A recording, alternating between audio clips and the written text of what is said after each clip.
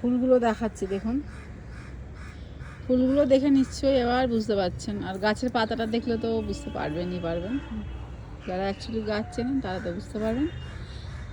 আমার ছেলেরা গাছ চেনে না, ওদের বললেও আর মাথা ফাটালেও বলতে পারবে না যে কি গাছ আছে। এই আমার বাগানে এত গাছ আছে, কিছু গাছ জানে না কোনটা কি গাছ আছে। ওকে যদি কোনো দিন বলি পুদিনা পাতা তুলে নিয়ে আসে, নিয়ে যাবে অন্য কোনো পাতা। এখন হয়েছে ভালো, মোবাইল ফোনে ছবি পাঠাবে, মা এটা কি পুদিনা পাতা না এটা ধনে পাতা। এই অবস্থা। যাই হোক, এটা হচ্ছে অড়হর গাছ। আর এই গাছটা 3 বছর ধরে হচ্ছে, মানে একবার মারা গেছিলো, তারপর তার বীজ পড়ে টবেই মাটিতে পড়ে রয়ে যায়।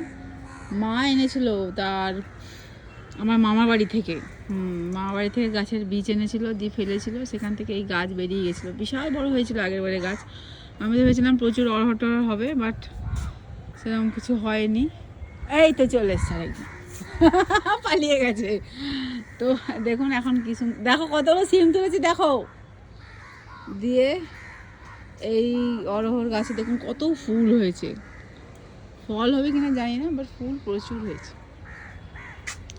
অনেকটা অপরাজিতা যেরকম ফুল হয় বা ওরকম টাইপেরই ফুলগুলো, ছোট ছোট ইয়েলো কালারের।